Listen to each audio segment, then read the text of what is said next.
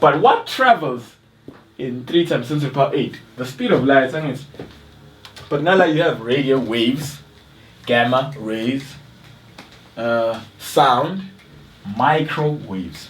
Radio waves are the ones that have the largest wavelength, one of the largest wavelength, which is why radio, it can be broadcasted to indaweni, because the wave travels larger distances. Gamma rays have the highest frequency, they have the highest penetrating ability. We have sound, umsindo, which is not light. There's the speed of sound in air is 340 meters per second, and the speed of light and the speed of sound in water is 1,450 meters per second, which is not 3 times 10 to the power 8 meters per second. 3 times 10 to the power 8 meters per second. 3 or no 8. So it's a big number. It happens so fast. Ukuze lento uzame ukuyicabanga ukuthi ifast kangakanani light. So ekseni mawuvuka, at the time ubamba ama-curtain uwavula kanje, how many seconds does it take ukuthi ilanga lesishayinayo ngaphandle lingene ngewindi lishaye phansi lapho la usuvulele khona? It's almost instant. Usuvula selingenile ilanga. It's that fast, which is why the number le inkulu. So radio waves are part of the electromagnetic spectrum. EM waves, radiation. They travel with the speed of light.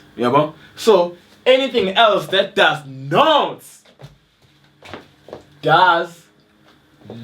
utsheliwe le engahambi ngaso leso speed leso iyona lefunakalayo. Yabona nje ama-microwaves, ikhona nje i-microwave oven game leyo fudumeza that travels at a speed of 3 times 10 to the power 8 meters per second. Ila sebenzisa khona mesibala the energy emitted.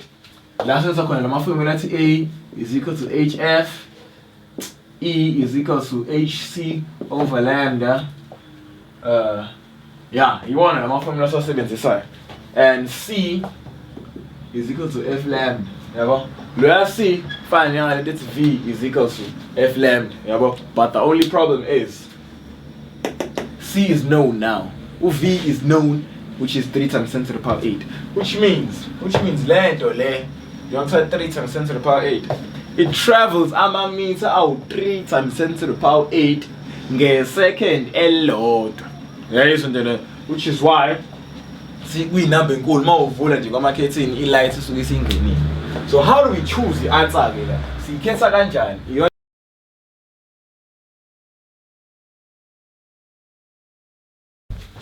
Alright, so ukuze siyikhethe siyithola kanjani i-answer? So what we know is electromagnetic radiation, they travel at a speed of 3 times 10 to the power 8. So the ones that does not, iyona siyikhetha. Radio waves, wrong. Why? Electromagnetic radiation. Gamma rays, wrong. Sound, it could be right. We know the speed of sound in air is 340, around 344 meters per second. Speed of sound in seawater is 1,450 meters per second.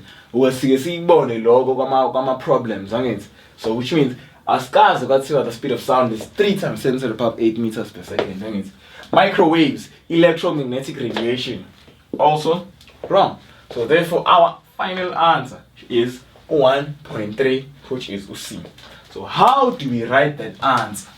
Sibhala kanjani le answer esesiyitholile? So uzofika la wena you write the number, angithi? You write the number 1.3.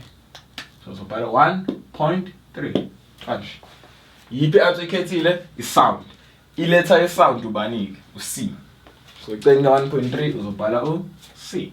And then lapho you would have gotten any your 2 marks. Kulula nje kanjani. Yabo? So read your notes. Have discussions about electromagnetic radiations.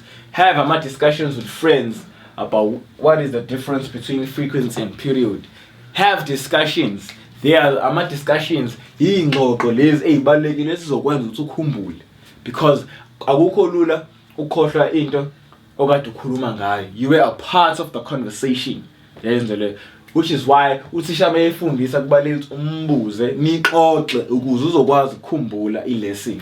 Ungavele ulalele because you are increasing the chances of forgetting, because all you did was listen and went home. Yabo. So kubalekile ukuxoxa, uxoxisana and try to make yourself understand by uyiphinda at least le nto akade isho uthisha wakho usuyiphindela umngane wakho. Yabo.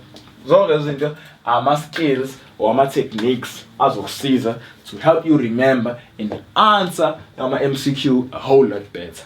Asini kumbuzo olandelayo, question 1.4.